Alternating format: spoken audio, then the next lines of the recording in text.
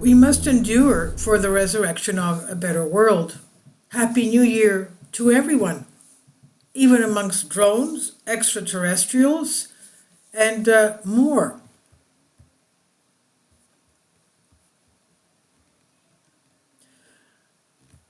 At the dawn of a new year, let's turn our thoughts to all those who cast heavy shadows on their lives, to the suffering and persecuted, to the lonely whose silence becomes a cry, and to the sick who struggle with invisible enemies, to the persecuted who are deprived of freedom and peace, to the wronged who seek justice, and to those who walk on the brink of despair.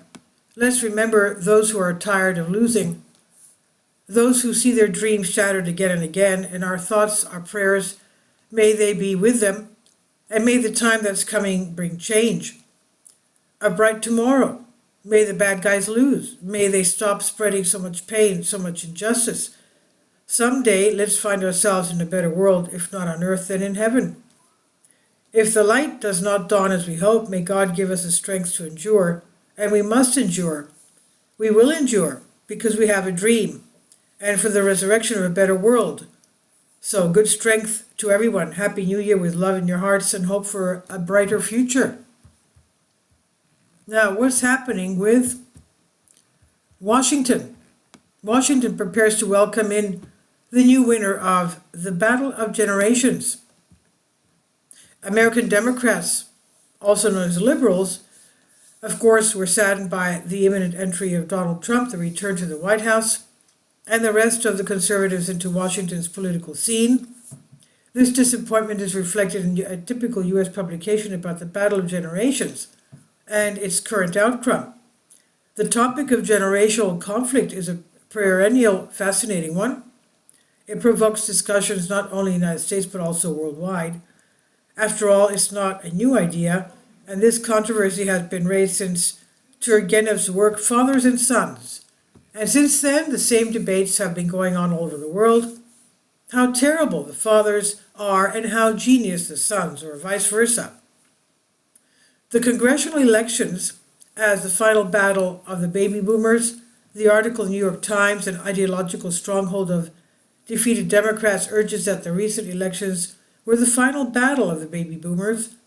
And according to the analysis, this generation may have its last chance to do something good for the country and the world. Interestingly, both Donald Trump and Kamala Harris belong to this generation, which spans from 1946, Trump's birthday, to 1964, Harris's birthday.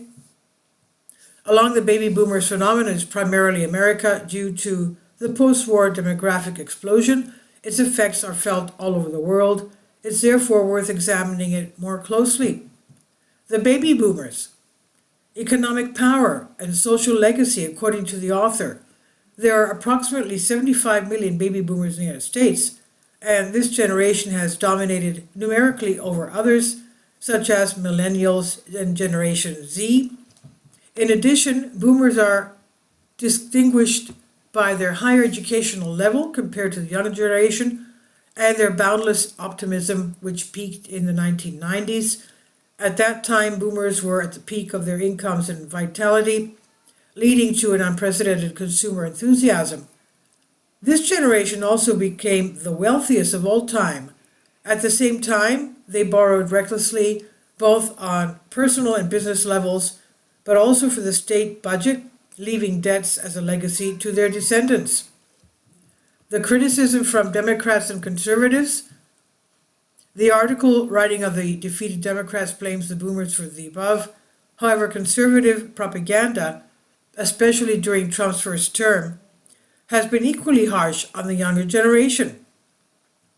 The young people, according to conservatives, are presented as sluggish and overweight appendages of their smartphones and laptops. They are people who are afraid of unhealthy foods and viruses, recycle psychological traumas, avoid work, and remain dependent on the boomers for their entire lives. And in addition, they take it for granted that the state should take care of them financially. And the conclusion? The battle of the generations in the United States continues to shape political and social reality. With Donald Trump returning to the political spotlight, the challenges between boomers and younger generations remain. not only in America, but in every society inspired by or influenced by American politics and culture. And everything becomes clear based on a simple fact. The voters of the defeated Liberals are, on average, significantly younger than those of the Republicans, and moreover, the failed ideas that have dominated the world, such as feminism and other agendas, do not come from the fathers but from the children. What we are witnessing, therefore, is a lament of the defeated. And the economic crisis and the problems of the younger generations, this sad situation is also confirmed by statistical data. For example, as early as 220, there were warnings that each generation after the baby boomers was becoming poorer than the previous one, creating a deep systemic crisis.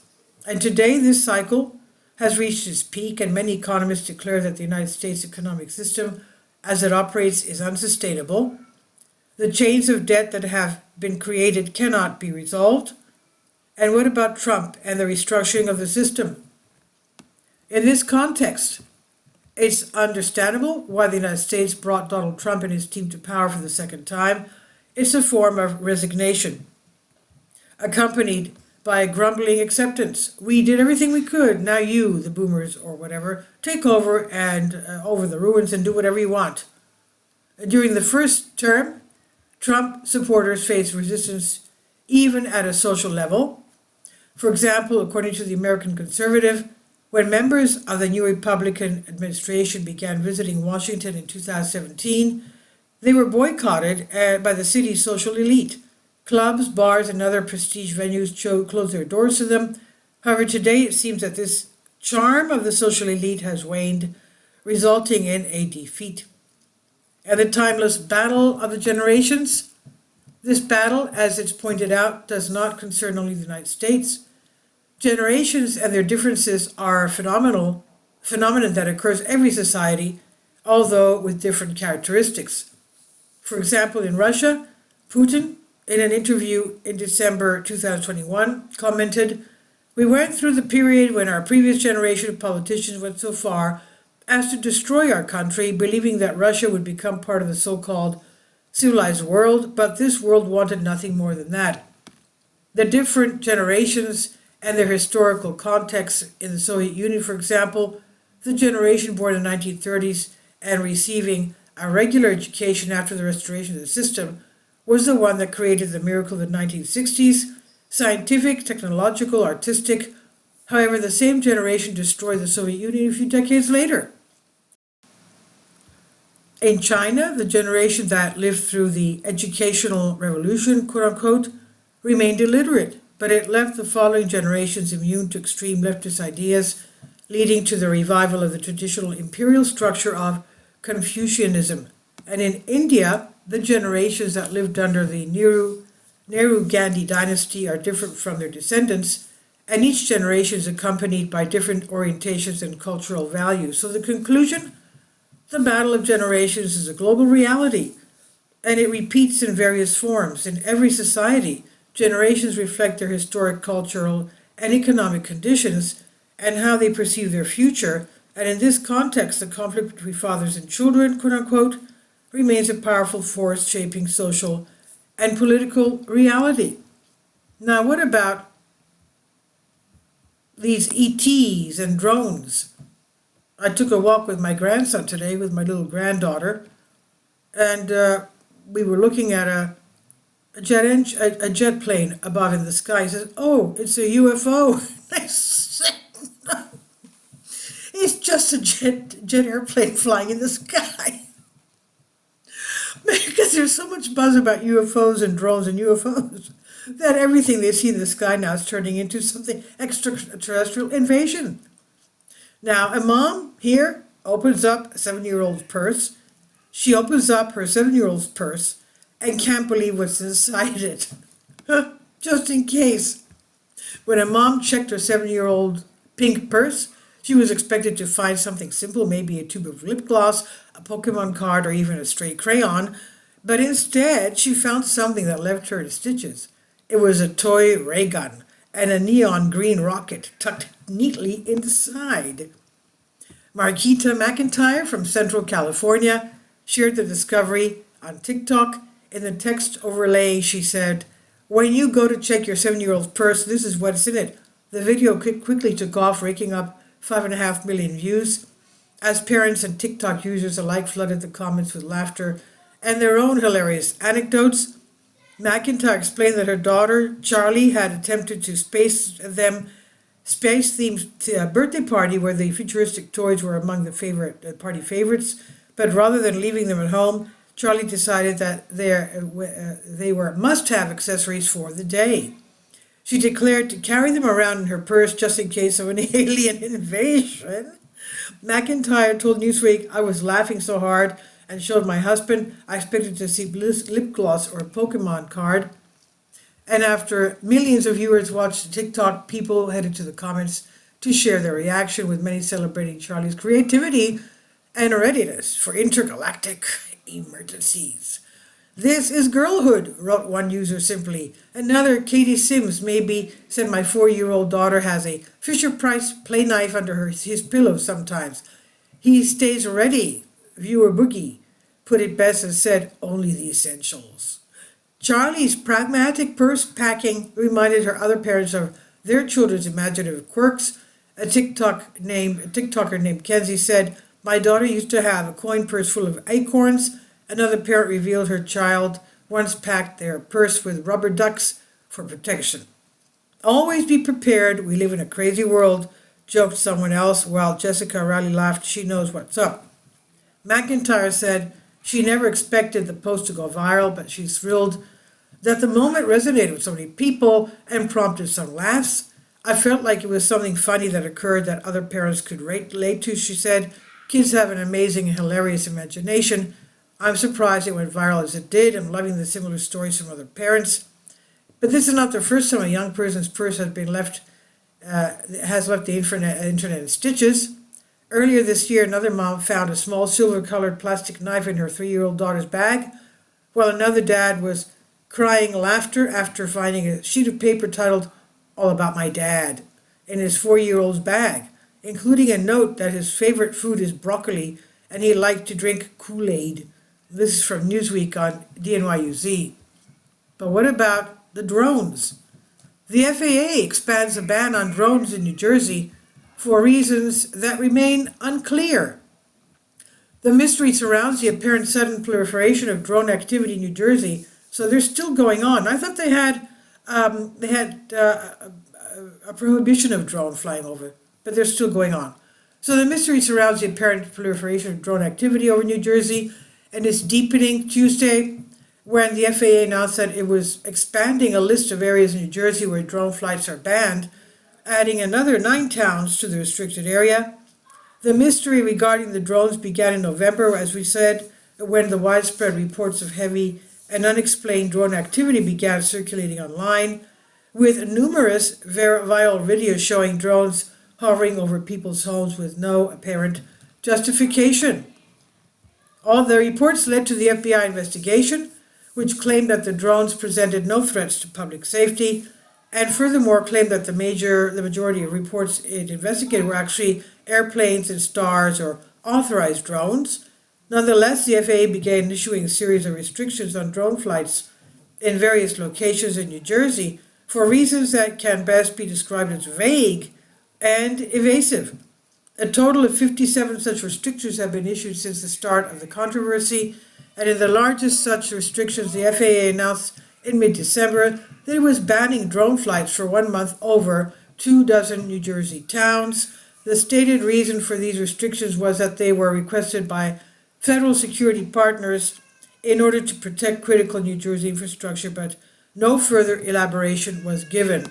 The answers are even less clear regarding the new restrictions. When NewJersey.com attempted to find a reason for the restrictions, they described their efforts to get answers thusly. "It's unclear why the new restrictions were deemed necessary. The FAA referred questions to the Federal Department of Homeland Security, which referred those questions back to the FAA. An FBA spokeswoman referred questions to the restrictions to the FAA. So it's a vicious circle, isn't it? Catch-22. The new restrictions cover the towns of Atlantic Highlands, Belford, Fort Hancock in Middletown, Highlands, Lyndon, Paulsboro, Port Reading, and Woodbridge, South Kearney, and Westfield. In the meantime, it's not only the eastern United States that's going to feel freezing weather. Ukraine has decided to halt the flow of natural gas from Russia into Europe. You can imagine what that's going to be. Today, Ukraine halted Russian gas supplies to Europe customers through January 1st. Well, today's the 2nd. What am I saying? Today's the 1st. I'm losing it. Sorry. Happy New Year to everybody. So Ukraine today halted Russian gas supplies to European customers through its pipeline network after the transit deal expired at the end of 2024, and almost 3 years into Moscow's invasion in Ukraine. Even as Russia moves into Ukraine, Russian natural gas kept flowing through the country's pipeline network, set up when Ukraine and Russia were both part of the Soviet Union, to Europe under a 5-year aid agreement. Russia's state-owned energy giant Gazprom earned money from the gas, and Ukraine collected the transit fees. Ukraine's energy minister, Herman Halushenko, confirmed Kiev stopped the transit in the interest of national security. He said, "This is a historic event. Russia is losing markets and will incur financial losses," Halushenko said. He said Europe has already decided to phase out Russian gas, and this aligns with what Ukraine has done today, he said. At a summit in Brussels last month, Ukrainian President Zelensky vowed that Kiev would not allow Moscow to use the transits to earn additional billions, he said. He said, however, he briefly held open the possibility of the gas flows continuing if payments to Russia were withheld until the conflict ends. And Gazprom said in a statement that it has no technical and legal possibility of sending gas to Ukraine due to Kiev's refusal to extend the deal. Now, before this, Russia supplied nearly 40% of European Union's pipeline natural gas. Gas flowed through 4 pipeline systems, one under the Baltic Sea, one through Belarus and Poland, one through Ukraine, and one under the Black Sea through Turkey and Bulgaria. And after the war, Russia cut off most supplies through the Baltic and Belarus-Poland pipelines, citing disputes over the demand for payments in rubles. The Baltic pipeline was, as we know, that was sabotaged, but the details of the attack remain murky. The Russian cutoff caused an energy crisis in Europe, as we know, and Germany had to shell out billions of euros to set up floating terminals to import liquefied natural gas that comes in by ship and not by pipeline. Users cut back as prices soared. Norway and the United States filled the gap, becoming the 2 largest suppliers. Europe viewed the Russian cutoff as energy blackmail and outlined plans to completely eliminate Russian gas imports by the year 2027. Zelensky said that halting the transit would see Moscow lose one of the most profitable and geographically accessible markets for its gas. And in a post on X, he said Russia was resorting to cyclical blackmail of partners. Russia's share of the EU pipeline natural gas market dropped sharply to about 8% in 2023, according to data from the EU Commission. The Ukrainian transit route served EU member Australia and Slovakia, which long got the bulk of the natural gas from Russia, but have recently scrambled to diversify supplies.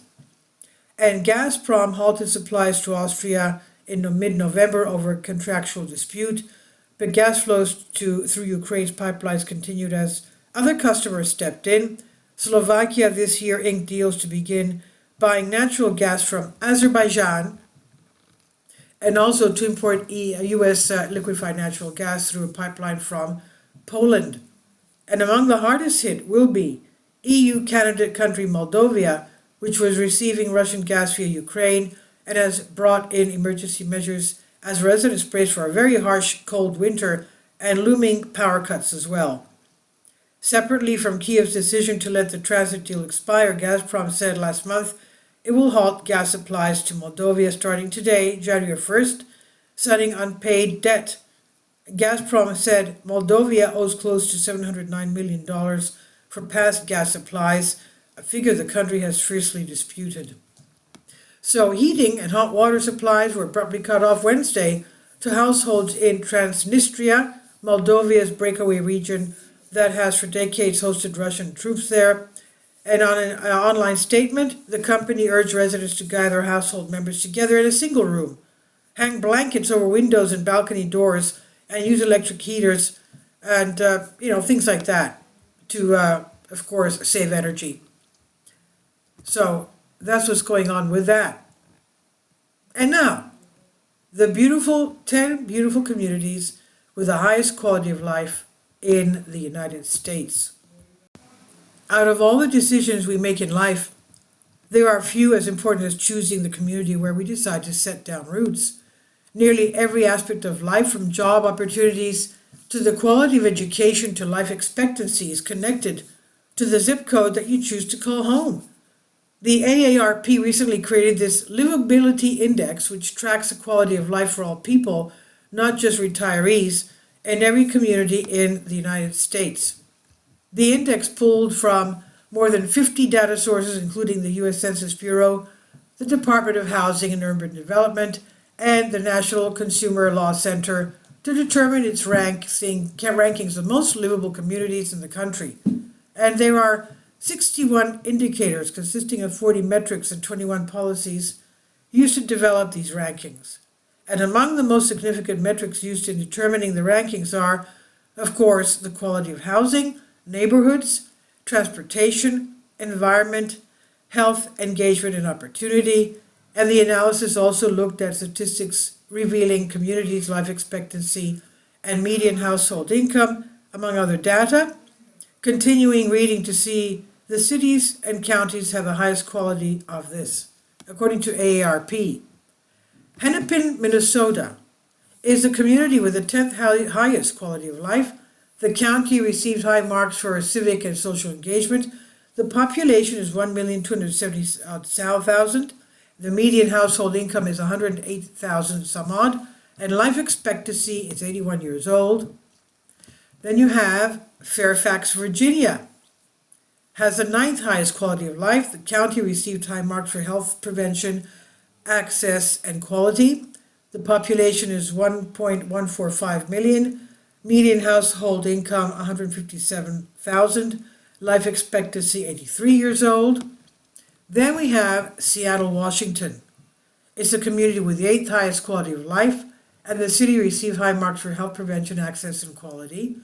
The population is only 734,000. Median household income 129,000.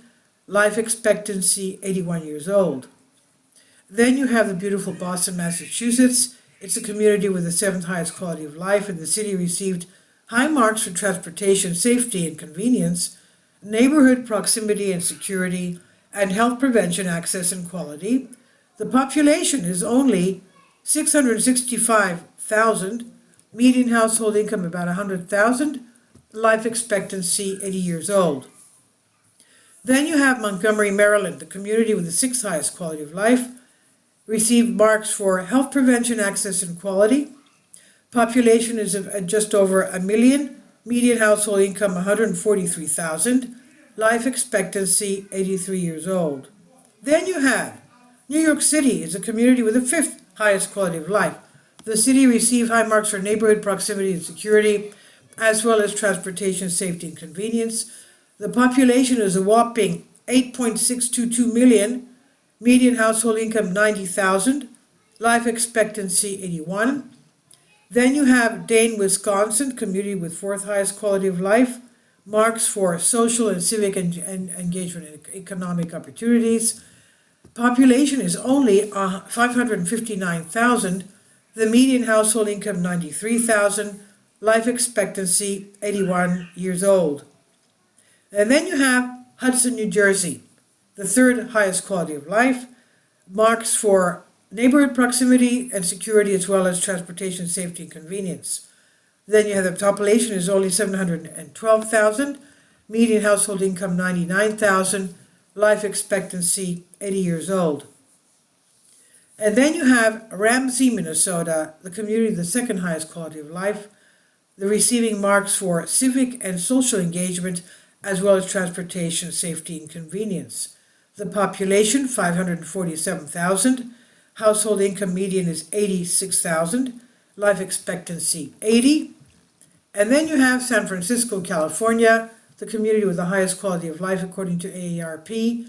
The city received high marks for neighborhood proximity and security, health prevention, access and quality, civic and social engagement, and transportation safety convenience.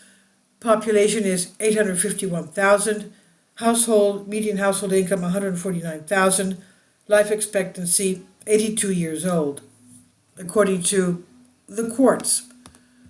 And then we have someone claiming that he would like to live forever. Don't die, the man who wants to live forever. And there's a review of mind over matter, or matter over mind, according to Brian Johnson. And he's the wealthy tech entrepreneur at the center of Don't Die, the man who wants to live forever. He's made a mission out of trying to neutralize his aging process. Every day he engages in a hyper-regimented body care routine that will in theory help him maintain the physical condition of someone much younger than his own. He's now 47 years old. This Too Chummy documentary promoted on Johnson's website offers the more familiar reverse sensation of having 90 minutes of your life taken from you. By the time it's over, you'll be older, a progression that, if anything, the movie feels like it hastens.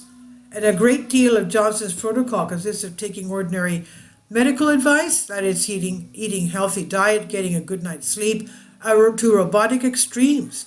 He lives by an algorithm designed to give his body what it needs when it needs it, independent of what his mind tells him he wants. And if people panic at the concept of giving up free will, he says that's a knee-jerk reaction. He says the conscious mind is desperate to hold on to power. If turning off your mental function sounds like advice more suited to cult than a wellness plan, critics charge that sort of belief system is closer to what Johnson is promoting. What he does to his body, frankly, doesn't look great either. He tells Talmage, his son, that he's going to take 130 pills in one day. Talmage and Johnson's father, Richard, joined him in a plasma exchange that the documentary creepily portrays as intergenerational bonding exercise. And Jonathan flies off to Honduras for experimental gene therapy as well. The flaw in the strategy is that combining so many different treatments is not only potentially dangerous, of course, but also makes it impossible to know what is actually working. It's not science, says Dr. Vadim Gadishev, professor of medicine at Harvard, who interviewed in the documentary. It's just attention, and the director, Chris Smith, does not effectively account for how irritating it is to watch such a willing oversharer, especially one who's hawking dietary supplements, merchandise, and even branding olive oil. If Johnson is, as his detractors condemn more of a salesman than a medical visionary, then Smith is simply aiding in his pitch. This is from New York Times on DNYUZ. Please leave your comments. Thank you for your support, and a happy and healthy new year to everyone. Please support my Patreon account. The daily posts are 5 videos daily, and they are totally different from what I have on my YouTube channel. Thank you so much for your support, and that you find all my content so interesting. You'll find the Patreon account details in the description box below.